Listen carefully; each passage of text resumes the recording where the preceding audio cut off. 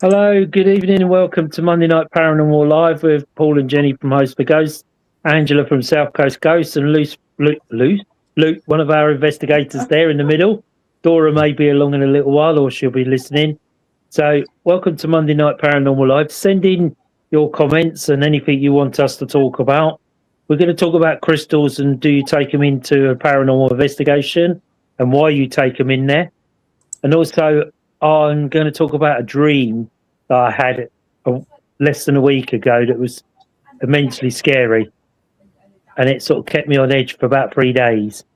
So it's quite a dream. Oh, definitely. And then Jen had to pull me out of the dream because it was sounding so scary. Scary type of dream.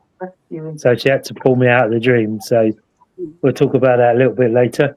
First thing we're going to talk about is on the Monday Night Live, we're going to go to every other week now, every fortnight, as we're coming into the summer months, and it's more and more difficult to get guests on here because people are committed, and also ourselves, we're committed to do investigations and various things.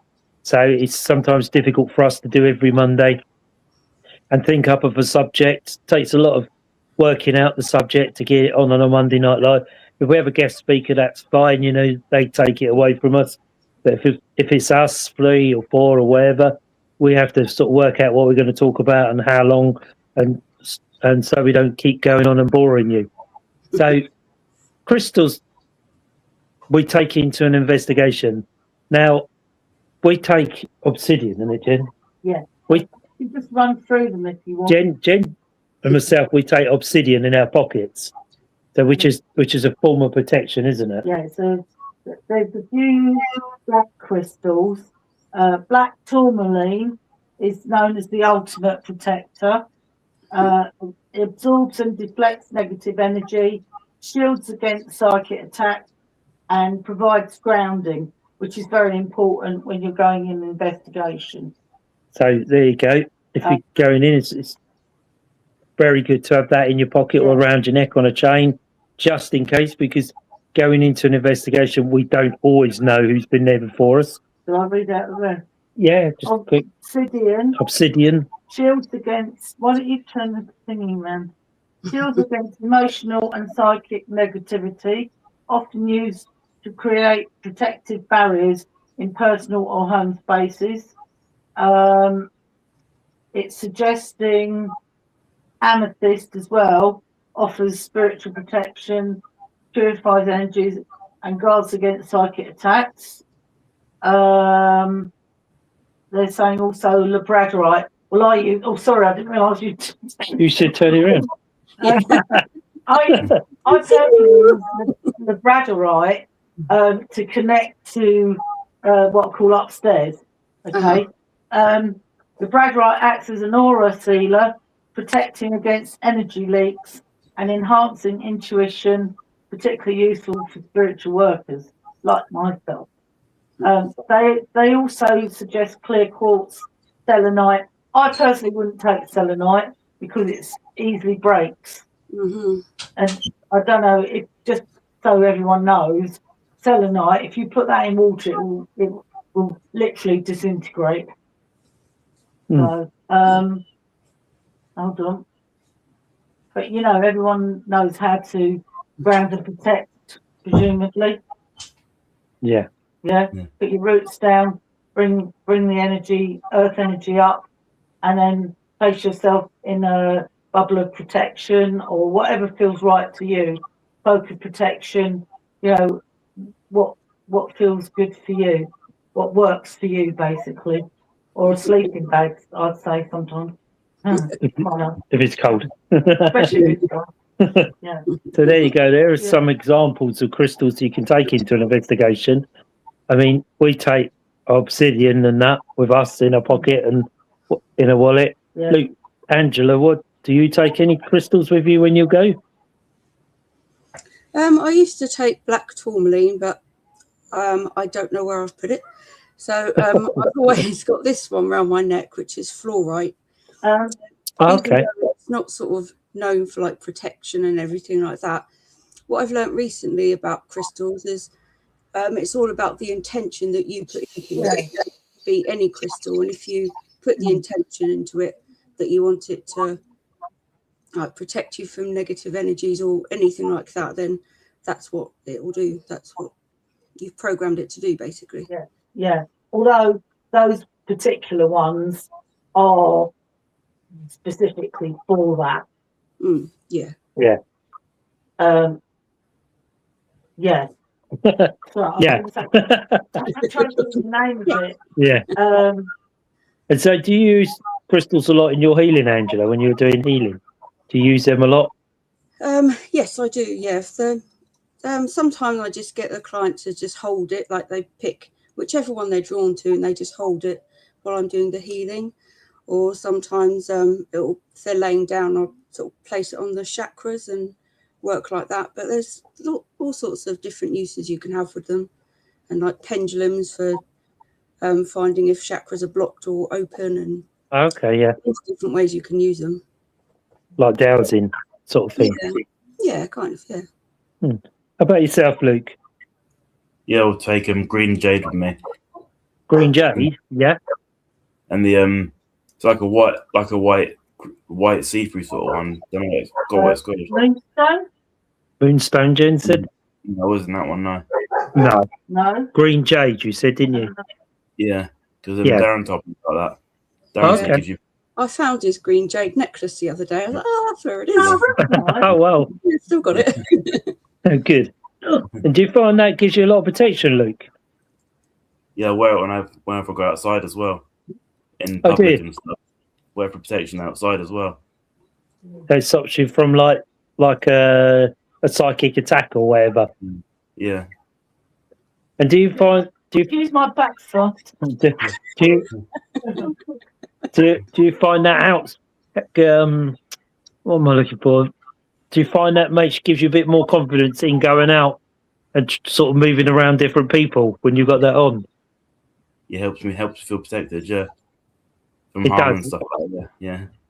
So, do you wear it at home, or you just wear it when you go out or on an investigation? Whenever I go outside and investigations, yeah. So if you go down the shops, you wear it then. Yeah. Yeah, that's a really good place to wear it, actually, because you'd be surprised how many people can pinch your energy. Yeah, no, yeah. You know, like especially when it can be a friend, actually. You know, you could be like go around there for a coffee or something, and when you come away, you feel as if you're drained. If you ever feel like that, oh yeah, whoever that is, I can't. Daniel. Oh, Daniel, hi. Yeah, if you ever feel drained after you've been chatting to a friend, you can guarantee that, you know, not on purpose, but they might be a bit low in energy, and they've pinched your energy for you know it. Yeah. And a good way to stop that is by just holding your hands over your solar plexus, or you know, wearing crystals. Oh, Dora. If you kind of know that they do that sort of thing.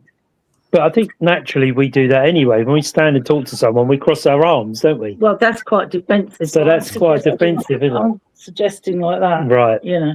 With your hands cupped. Yeah, it just rather than the cross. Yeah. But you always find that with humans, don't you? When you're talking, that you cross your arms. Just natural to cross your arms. So, you know, that obviously must be a form of protection, mustn't it? Yeah. You know, you're just covering up your seat of emotions, I suppose. Yeah. Would be the word, wouldn't it? Yeah. Hi, Graham. Nice to see you as well, mate. Yeah, so I've been in investigations where I've had it in my pocket, and yet we've done all these investigations and never really come out with an attachment or been sort of quite low on energy when you've been in a good investigation where lots of things happen. Yeah. And you come out and you feel a bit, what they call is the paranormal headache, isn't it? You get that bumping headache either that night or the following morning. So, but you don't realise how much energy you're actually burning when you're on an investigation, because you're wandering around, aren't you, talking, you know, is anybody here, you know, do all this, that and the other. You stand quietly, but you don't realise how spirit are probably notice that more in the healing side, do you, Angela? That how much energy that you use when you're healing. Yeah, definitely.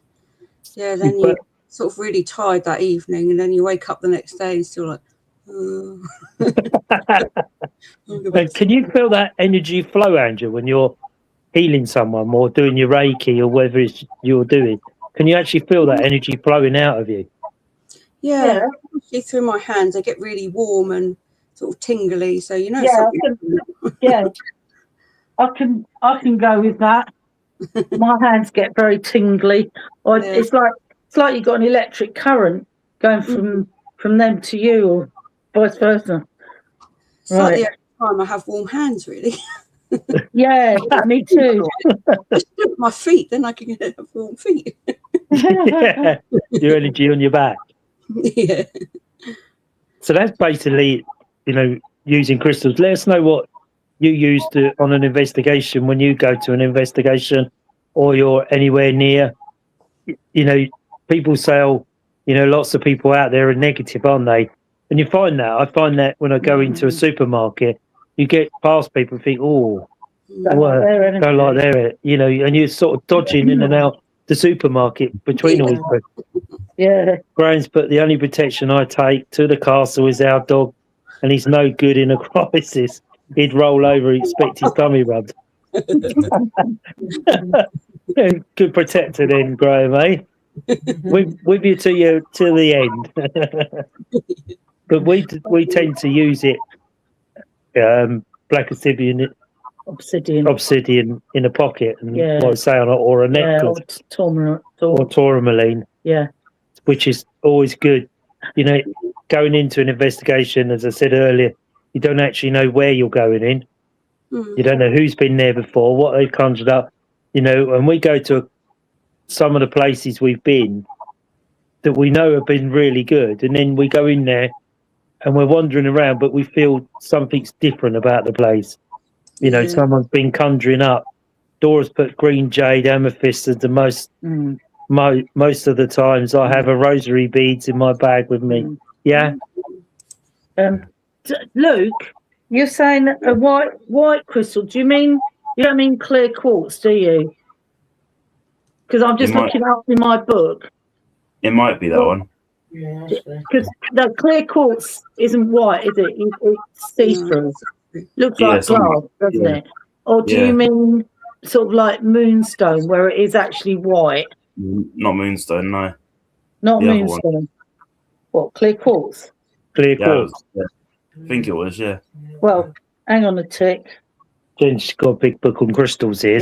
It's Judy Hall's. Oh, I've got one of them. Yeah, they're good.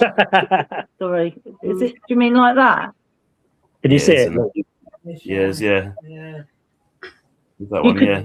Yeah, you could think that it was white. Yeah. That's the actual crystal. You can see there. It's upstairs. So, Luke, does your mum take any crystal to protect her when she goes with you? Or Amy? Or Amy? Okay, Amy does she? No, you don't. No, just me, I think. No. So you protect yourself and leave them to it?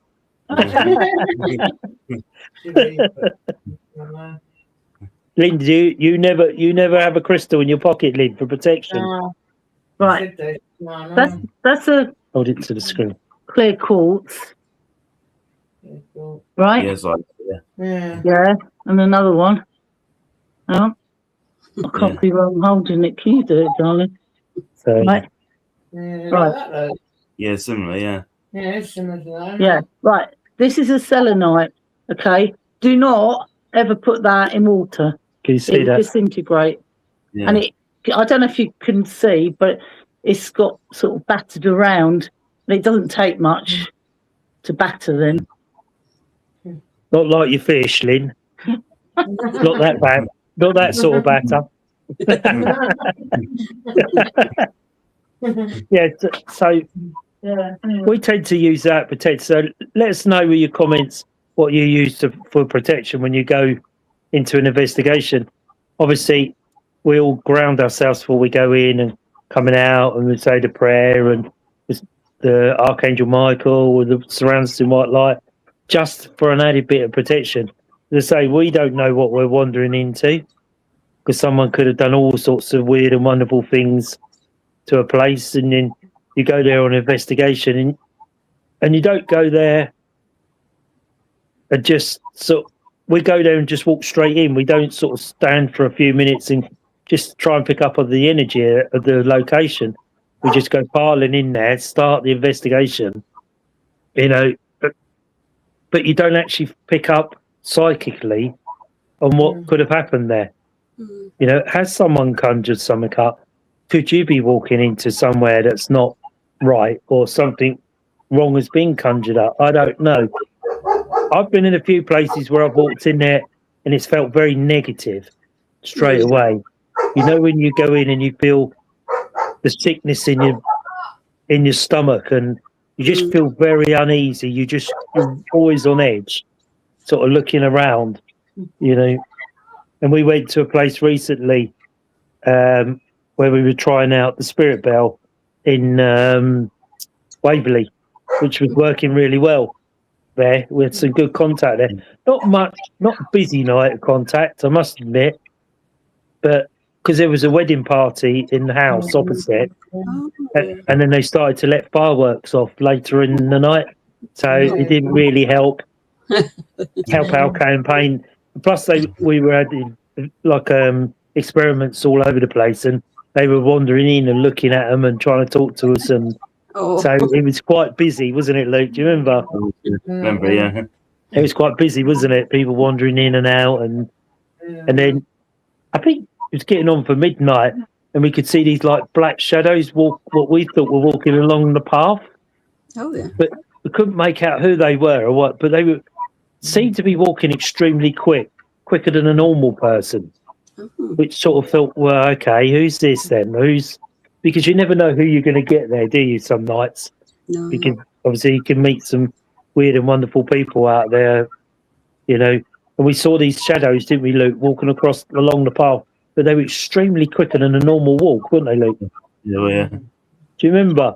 So we decided to sort of pack it up and head towards the exit so we could sort of challenge them halfway across instead of being stuck in the building.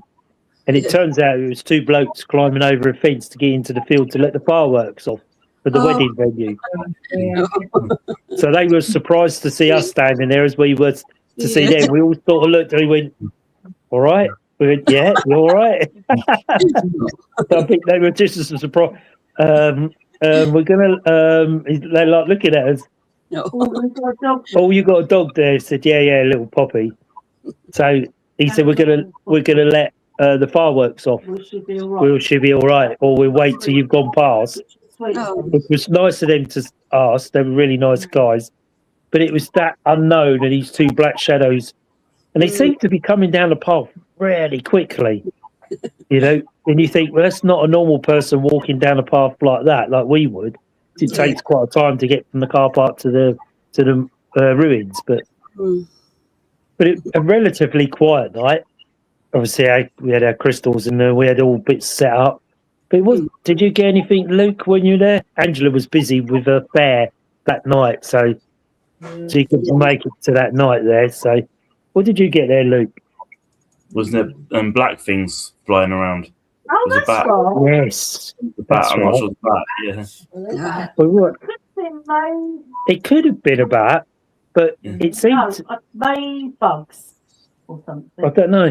But we were standing in the main room and calling out and doing that.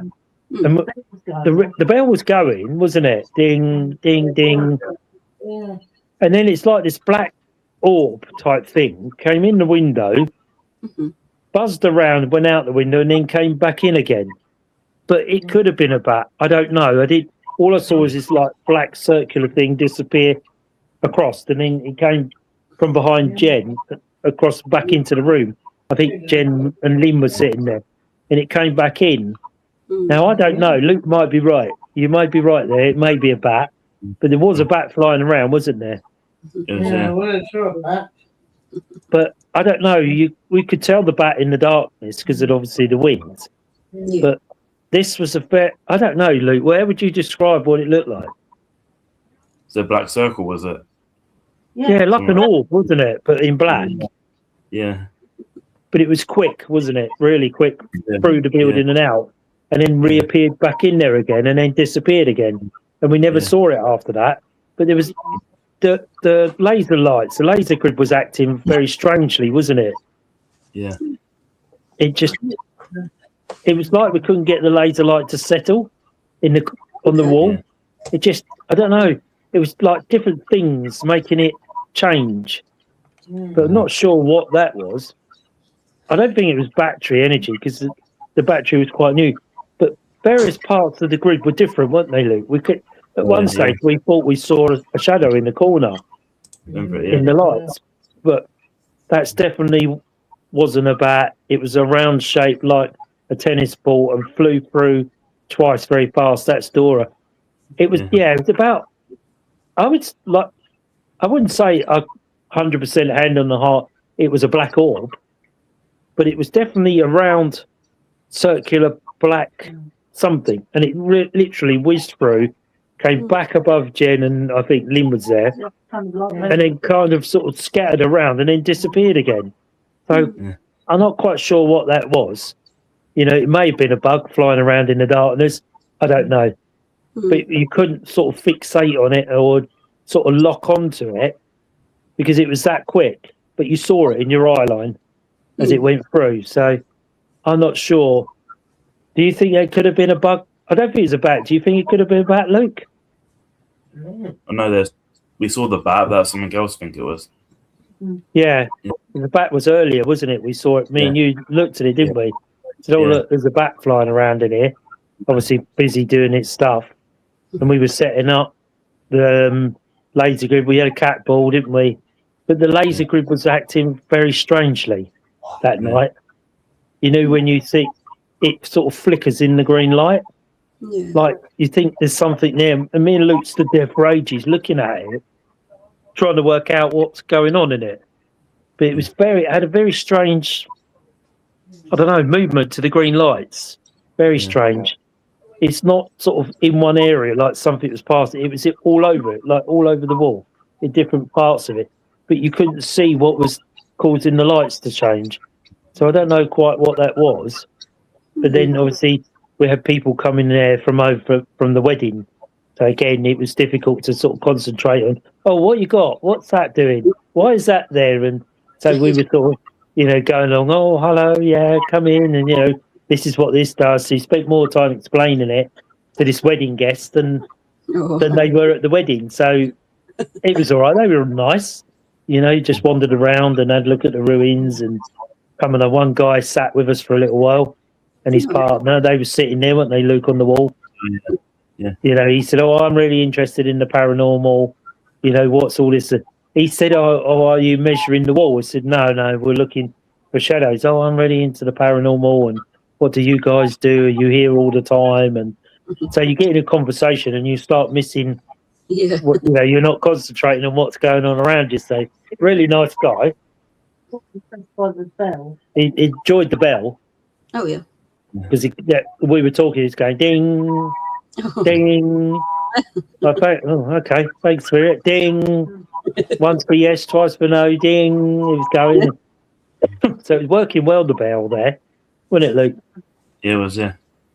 So other than the bell going off and this black, I don't know whether to say it's an orb, but this black circular bug, I don't know, and the green lights flickering, it was relatively quiet, wasn't it, that night?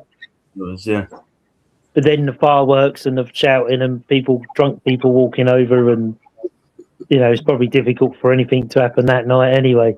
Of all the nights, it was a wedding night, so they were dancing on the green, and so the music was playing, and you know, so it was a difficult night, but still enjoyable. It's still nice to go back there.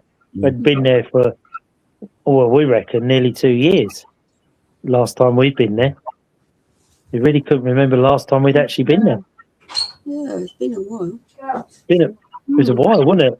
I was saying to Luke, when was the last time you came? And he couldn't really remember, could you? No. So it's quite a difficult time. You know, sort of look at it. It hasn't changed. It's still as beautiful as it's always been. Yeah. You know, and it is lovely there. It's very peaceful there. But it was trying to think, How long since we last came in? Well, I suppose it brought back memories of Darren. Yeah, being there with Darren and all the laughs we used to have there in the ruins with him and all that type of, his dry jokes. Oh my God. But yeah, it brought some nice memories back, and it is a nice place. I think we all connect with it when we go there anyway, because I'm sure that was one of his favourite places anyway. So I think that was not long. Was that 3 or 4 days after I'd had the second heart attack? I think we went. Was it? A week later? I don't know. It was shortly after that anyway. So, but don't tell the doctors that I was out and about. I'm sure they won't. So, I don't know how many people are watching that. It might be a bit shorter than normal. What I'm going to do is tell you about the strangest dream that I had the other night. Now, you're welcome to comment on the dream. I don't mind. I know what, as you hear the story, I know what I saw. I knew where I was. I didn't know where I was, but I knew I was there, literally there. Oh. So it was about what time did I go to bed? About 10:30, 11? No, you went to bed early and I was tired. Yeah, So I sat up. Jen sat up. It was about 10:30, 11. I went to bed. I said, Jen, I'm going to bed because I get tired because I'm still recovering from this heart attack, where it's quite devastating on your body, so you need months to recoup. So I went to bed, and just a normal day we'd had, hadn't we? Yeah. Just run the mill day, nothing special. So I settled down, and I'd gone off quite quick. And what I can remember is just dropping off to sleep like you normally would. And then suddenly, I woke. Probably about an hour or so I'd been asleep. Yeah. And then suddenly I was I don't know how to explain. I suddenly appeared, I can only describe it, and this is how I saw it, and I saw everything as plain as day. I was on what I would say was an airfield, but the apron, like where they park the planes by the hangars. They call it the apron. And I was actually standing on this apron. Yeah. But the apron was like beige in colour. It wasn't like tarmac, but it was actually beige in colour and quite rough surface. So that's how much I could see.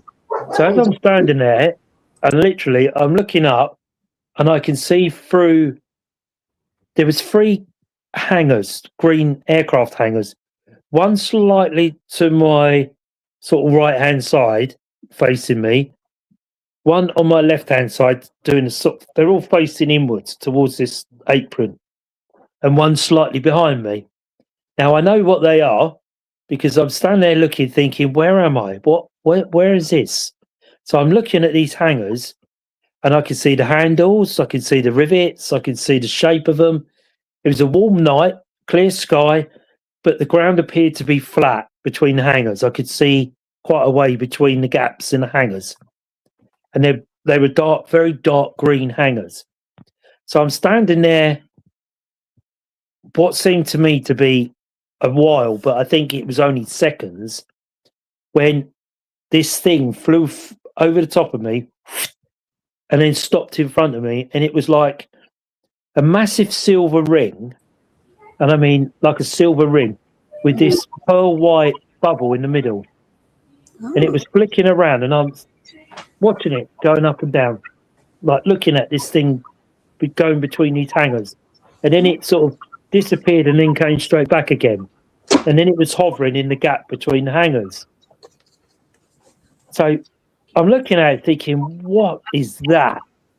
And literally, there was no lights going around it like you would expect on a normal UFO going around like that. It was just this solid silver ring with this pearl white dome in the middle of it, and it just suddenly stopped, probably, I don't know, 100 yards from me, 150 yards between the gap in the hangars where you could see out. So I'm standing there looking at it thinking, what is this? Where am I? And I knew I was somewhere, but I didn't know where. Then suddenly these 3 people come walking past me, literally 10 yards from me, and I didn't see them till they come into my peripheral vision. So I didn't see them come where they come from. They just suddenly appeared. So they were walking across this apron towards this craft, I suppose you want to say. And this is how clear I saw them. The guy nearest to me, there was 3 of them walking along. The guy nearest to me was an African colour.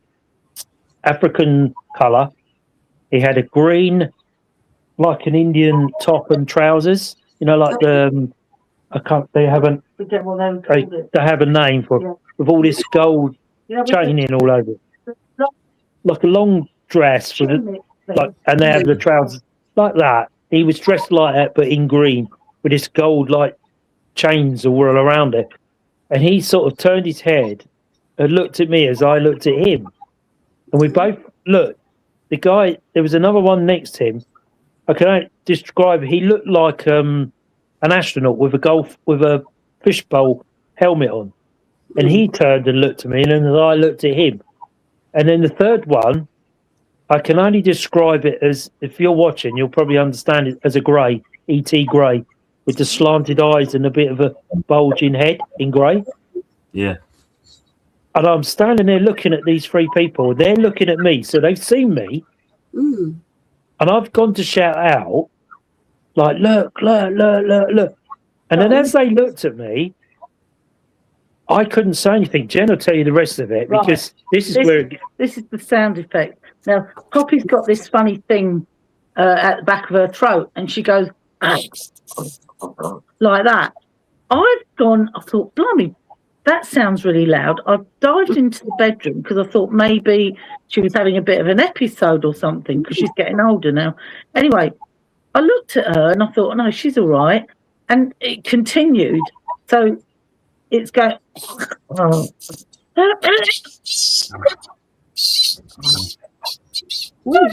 that. And it obviously was coming from Paul, not Poppy. And I'm holding his arm and I thought, it's all right, it's okay, it's all right. And then he stopped then. But the fear in his voice was something else. And I sort of came out of the dream, looked at Jen and went, you all right? She said, you're making the most awful noise. I said, what noise? And she said, a noise like she just did.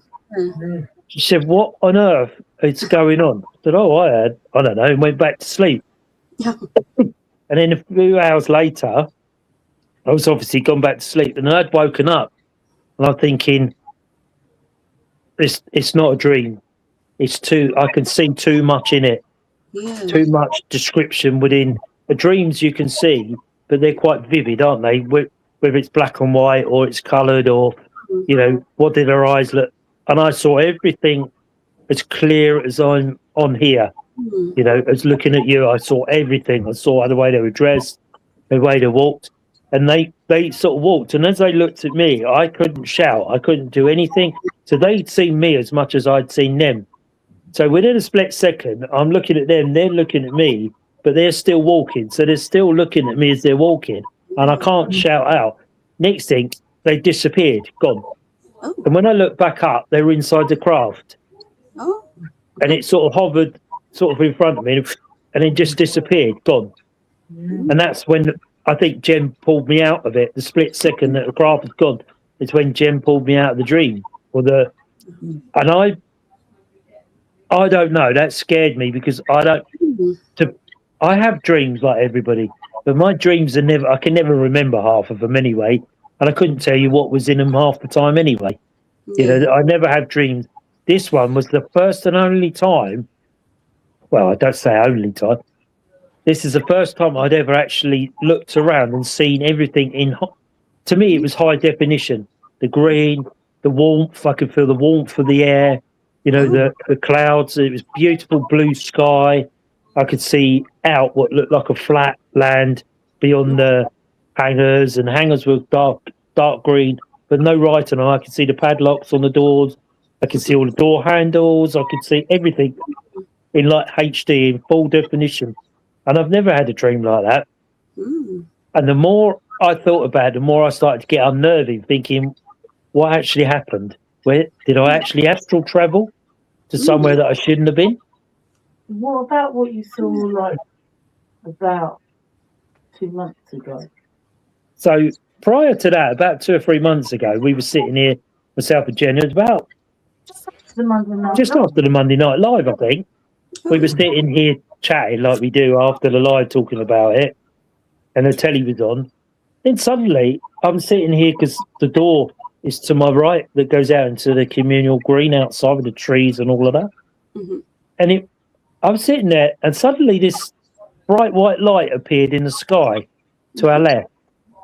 Now, Jen couldn't see it. I could see it because it was sort of like straight as I'm looking now, straight out into the green. This light appeared, but it was immensely cloudy, dark night, but cloudy. Yeah. And this pure bright white light appeared in the sky. And I'm like looking at it thinking, what was that? You know, and then as I watched it, it went to the right and it came back again to the middle. And I'm like looking at Jen. Jen's not reacted to it. And I'm thinking, and I said, "Can you see that light?" She said, "No, what light?" And in a split second, I did see that light. The power went off. Everything went off. Including our electric chair. Including electric chairs that we had to try and climb out of because we couldn't make head nor tail what was going on. So they were in like with our legs up. So everything went. The telly, whole electrics, everything went dead. Just instant switch. As soon as this light appeared, things changed and completely gone. Electric down, everything. So I'm looking at Jen going, "Oh, blooming power car." So with that, I'm looking at this light and I said to her, and it sort of had disappeared slightly behind the clouds. And I thought, well, it can't be the moon because the moon can't move across the sky and back again in the same within split seconds. No. So we decided to go out the front door. So as we went out the front door, we both went outside and it was beyond quiet. There was no animals, no cars, no noise. Sometimes you can hear people talking down the road or animals scuffling around, normal noise you get at night when you go out. Yeah. And this was beyond quiet. It was just silent, not a thing, which sort of spooked you. Yeah. The only thing we could pick up on was a very low hum in the background. Like, we could hear that, but couldn't hear anything else. And we don't live near a power pylon or a substation or anything like that, but it was a low frequency hum. And we're like, what is that? And we was both there, and then suddenly the church bell starts ringing, ding, ding. This is 10:45, 10 o'clock at night, or quarter to 11. No, it's 10, darling. About 9:45 then, and it was going ding, ding, and Jen's going, "Listen to the church," and you could hear it ring, the bell ringing. Now the church down here obviously has a bell, but it doesn't have a clock, and it's not electronically controlled. It's pulled by hand. And it wouldn't be bell ringing at 9:45, 10 at night. No. But it was dead on time. But ding, few seconds, ding, few seconds. And it was regular. Like the bell was being affected by something. And then I said to Jen, Jen said, "Oh, maybe somebody needs help. They're ringing the bell for help. Go down and have a look." I thought, stop that. Because it was eerily quiet. Eerily quiet. Full moon. And it was a full moon as well. I'm thinking, if I go down there on my own, something's going to happen. So I'd rather just stay at home. So she couldn't convince me to go and have a look in case someone needed help. So we came back indoors and thought, well, that's strange. And as I sort of looked out, the light was just sort of disappearing. We sat back down. I was watching it. And Jen, and you could just see it, a dull light. Jen was sort of looking at it, and it just sort of disappeared. And in a split second it disappeared. All the power came back on, TV came back on, and then the power company said there's been an unexpected power outage, and they're not sure why it's happened, but it's in the complete area that's gone out, but now it's back on, so they will look into why it's suddenly gone out. And it was just as this light disappeared inside the night sky that the electric came back on, which was a really odd occasion. So that was probably 2 months ago. Yeah. And then sort of moving on is into the dream. Yeah.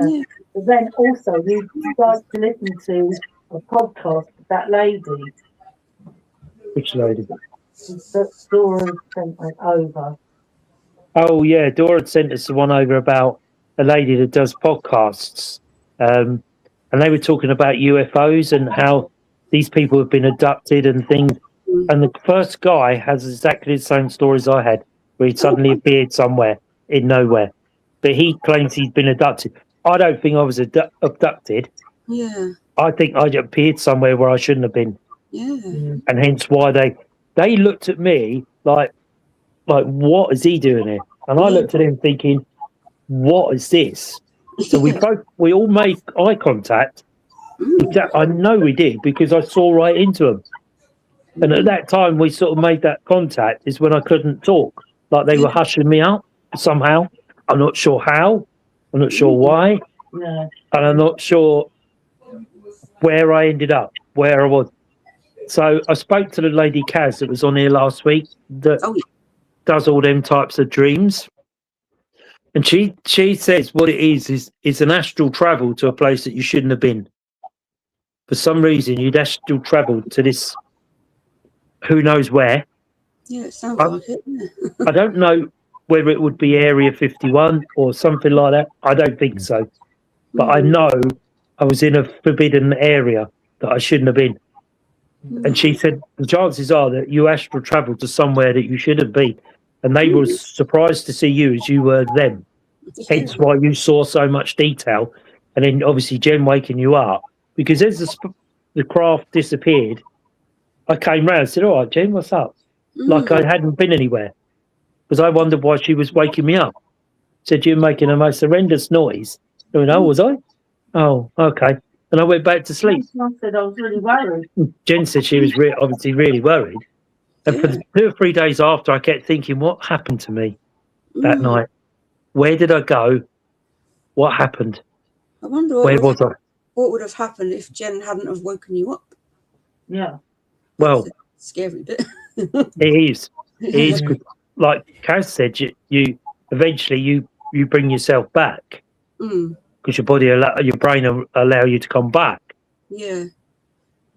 But what sort of spooked me was the detail inside of it. How I saw the man in the green with all the gold chains, like the astronaut, the ET, the craft, the area I was in.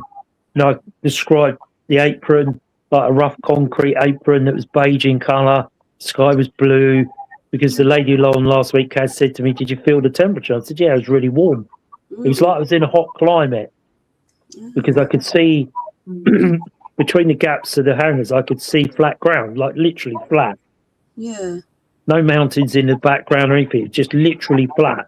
When suddenly this thing appeared from over me, because I remember ducking, thinking, what was that? And then it appeared in front of me, and it was dodging about like that. And I was obviously watching, thinking, what is this? When these three people appeared. So it sort of freaked me out, because it's the first time Doris thought, I wonder if the noise was maybe a language of the graves. I don't know whether it's a connection to the experience that we had 2 months earlier, whether it's something to do with that, I don't know. But say when we went outside, myself and Jen, there was just this very, very low hum, like a frequency hum. You know, you're thinking, what on earth is that? Because you go out now and it's perfectly quiet. You hear the animals and people going about, or, you know, all that sort of, we live down a cul-de-sac, so it's not that busy, but you can always hear something, cars going on the main road. But this time we went out, it was nothing. Completely and utterly quiet. And it was beyond quiet. You know, when you go out and you think, this is not right, something's not right here. Because you know, I go out at night to the car and get bits out and shared, and I'm quite happy. But this night I felt really uneasy when we went outside. Really uneasy. So I'm not sure. I mean, the noise you were making. Yeah, it could be. So scary. I don't know, Dora. I don't know what the noise was. Petrified. Whether it was a language or whether it was just sheer fright because they saw me and I saw them. You know, it's not as though they carried on walking and didn't acknowledge me. They looked at me. They actually turned and looked at me. So, you know, if they'd have walked past me and not acknowledged me, then I'd have wondered, was I actually there? Yeah. But they actually sort of slowed down their walk and actually turned their heads to look at me. So I was there. I was there where I shouldn't have been. And I don't know where it was. So if anybody out there knows, I don't know. So what do you think, Angela? What do you think? Just put that off on going. Well, that, I do wonder, like Kaz said, I wrote it all down and did a drawing in my diary so I don't forget. Oh, But yeah. I wonder, like Graham said, I wonder whether it's somewhere that I will go. I don't know. It scared me. Do you think it could have been? Do you think it was actually sort of this time on this earth, or do you think it could have been like you travelled across a dimension or something? The way I saw things, I thought it was in the present, but I could have travelled forward because I remember seeing the definition, everything. I could see the rivets on the panels, on the hangers, everything. I could see literally everything. So I hadn't felt myself accelerating and something. All I felt was like a little, I don't know, like a stop, and then I was standing there looking around. So I don't know whether it was in now or I travel forward. I don't know. It's a good question. I don't know. But I know I sort of stopped with a jolt and then I started looking around thinking, where am I? If you walk past them tomorrow, would you recognise it? Definitely, without a doubt. I saw in such definition the African guy, really short, dark, curly hair, and he had like a beard and moustache, like all in one. And he was in this green frock with the trousers. I think it's an Indian type dress. And the gold chains. I saw the gold chains on him. And then the guy who had this fishbowl helmet on, what can I describe like a fishbowl helmet? He looked like an astronaut, like a normal bloke, but he had like a little tiny thing here. Now, I'm not sure whether it's the strap of the helmet or a beard. I don't know. And yet, and the ET next to him with the slanted eyes and the slightly grey sort of point, slightly out of shape, like an egg-shaped head. Yeah. But they all slowed down and all three of them looked at me at the same time. Like they were as surprised to see me as I was to see them.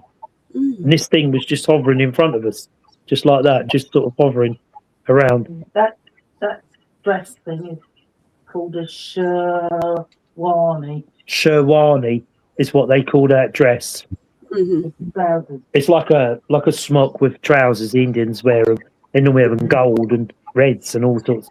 But this one was green, totally like a dark green with these gold. I just remember seeing it and this little sort of shaped beard. That's how clear I saw him and the other two.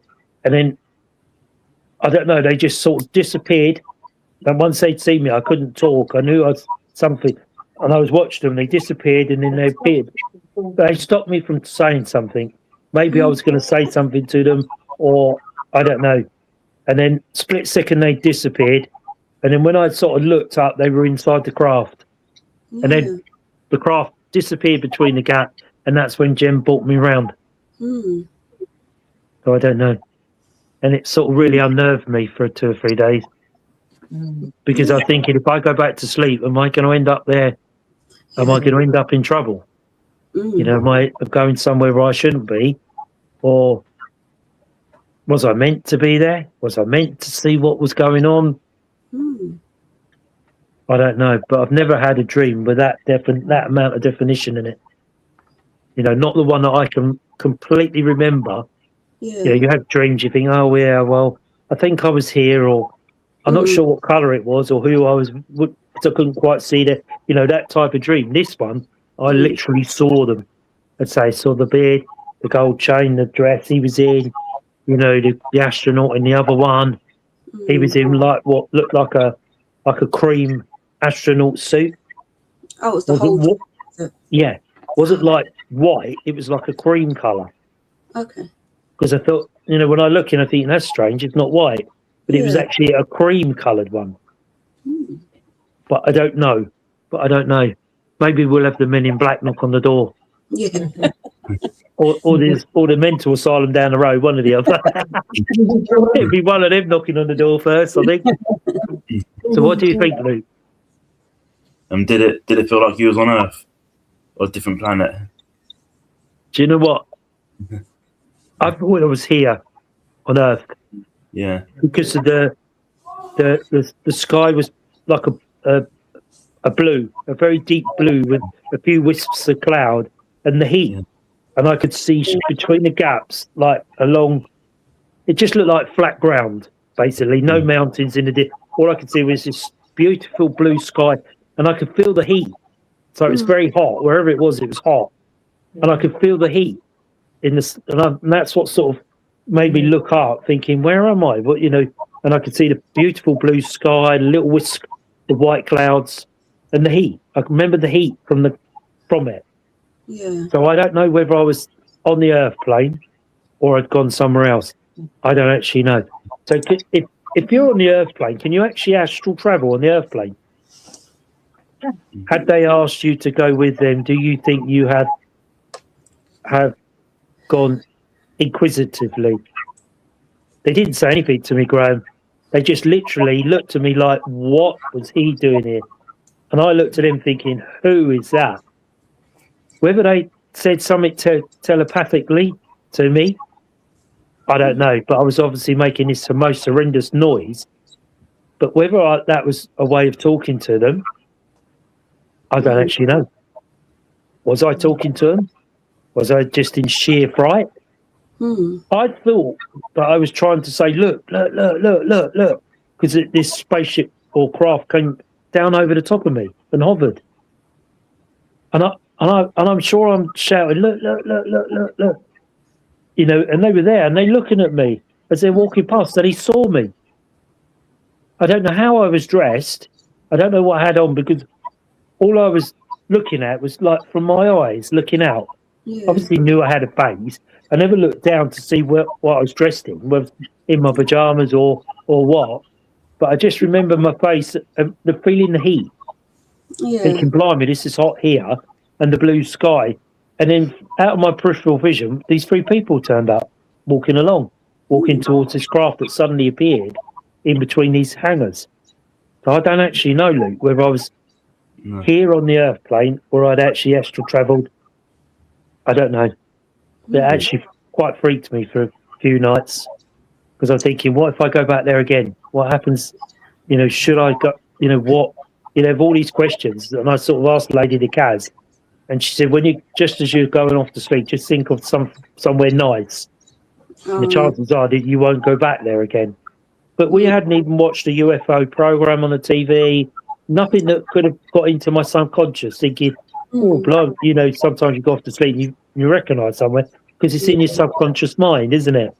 Or was this in my subconscious mind because I've been there? And I've reappeared there? I don't know. Whether it's something to do with the experience we had 2 months prior, I don't actually know. But it quite actually sort of freaked me for 2 or 3 nights, didn't it, Jen? I couldn't eat the next day. I wouldn't eat. I wasn't hungry. Just didn't want anything. I was shocked to bits, wasn't I, really? And I don't understand why. What happened to me? Whether I went, like I say, whether I went somewhere that I shouldn't have been. And that's how they quiet me down. Whether I went somewhere that I'd been before, not realised. Or whether it's somewhere that will suddenly appear on a documentary or a programme or something on TV. You'll be sitting there watching a film and go, oh my God, there it is. You know? I don't know. I wrote it all down. I've done a brief drawing in my diary just to keep it. So if anything ever happens, I can always go back to it and say, I had that dream. If someone says, oh, I've had a real dream, you know, I felt like I was in this, and I can relate to that because I've got it written down. Yeah. So I don't actually know.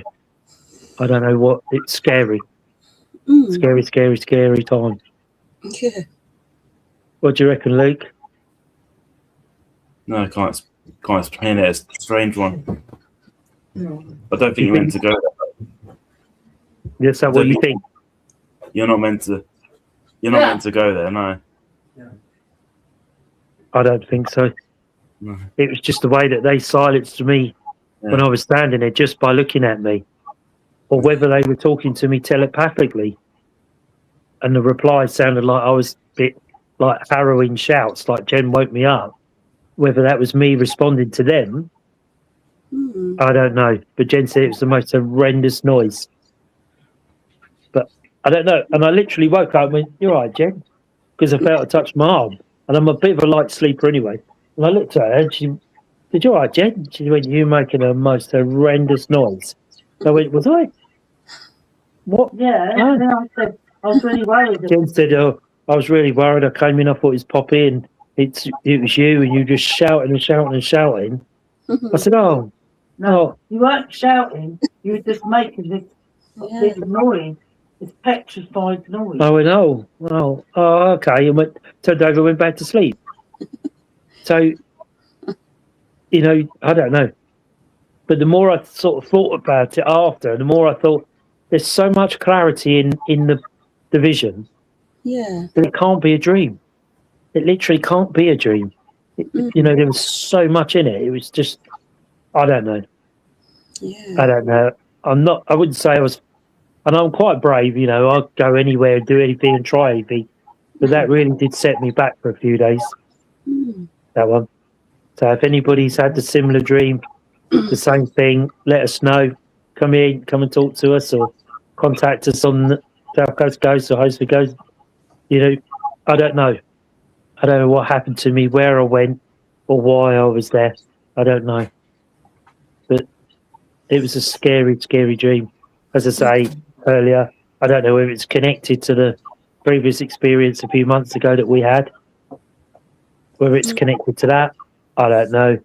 But I think I was in an area that I shouldn't be. I can't say I was in Area 51 because there was no signage or anything to say that I was there. Okay. But I knew I was obviously in some sort of airfield because of, you know, having worked at the airport, they call it the apron where the aircraft sit. Yeah. And that's called the apron. And I described like it was rough concrete but beige in colour, not tarmac. And then the three hangars scattered around us. I literally looked at all three of them. Literally looked. So I was obviously looking around thinking, where am I? When this thing appeared over the top of me and stayed less than 100 yards in front of me. But it was a silver ring, massive silver ring, with what was like a pearlescent bowl in the middle of it. And it hovered, it sort of shot around this area and then suddenly stopped and just came down and hovered when these three people appeared.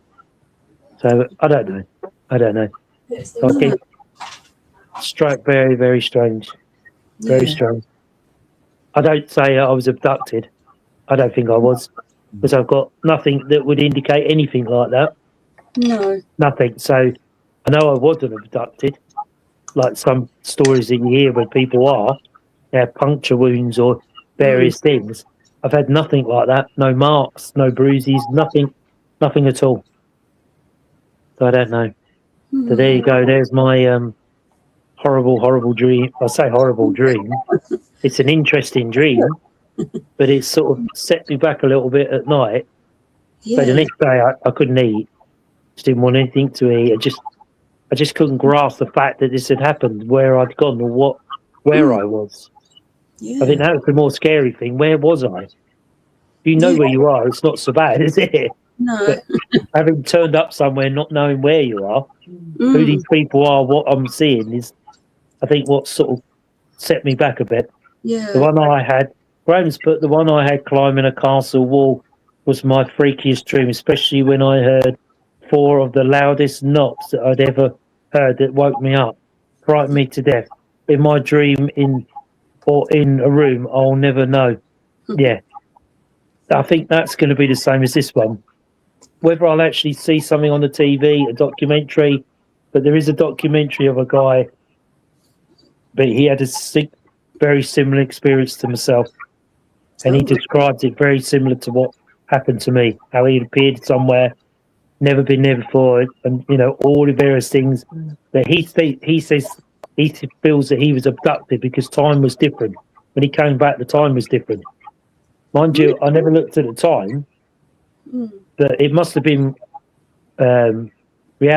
now time because Jen woke me up and she was standing there. Yeah. So it must have been the here and now time and not I'd lost an hour. I don't know. Maybe I did. Maybe the hour I was asleep, that I'd lost an hour. I don't know. I didn't realise I was asleep that long, to be honest. I thought I'd just gone off when it happened. So I don't know. I really don't know. Anyway, I hope that was interesting for everybody. Yeah, very. Yeah. So if you have any ideas or what happened, I don't know. And probably never will, unless something pops up on the TV or I go somewhere suddenly and I go to somewhere and I'm there. I don't know. If I appear in Area 51, I'll give you a wave. We'll try again.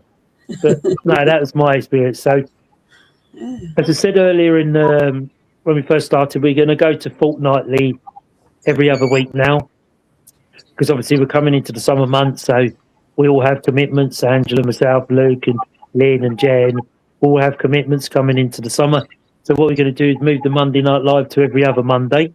So give us a chance to get people on, because a lot of our guests are obviously holiday or they're doing podcasts, and so we're trying to jumble a few people. I've got a few people that want to come back on, so we're jumbling with them sort of thing. But it's getting the right time, getting it all right, because it's school holidays, and then if it's not school holidays, they have children, so they can't stay late.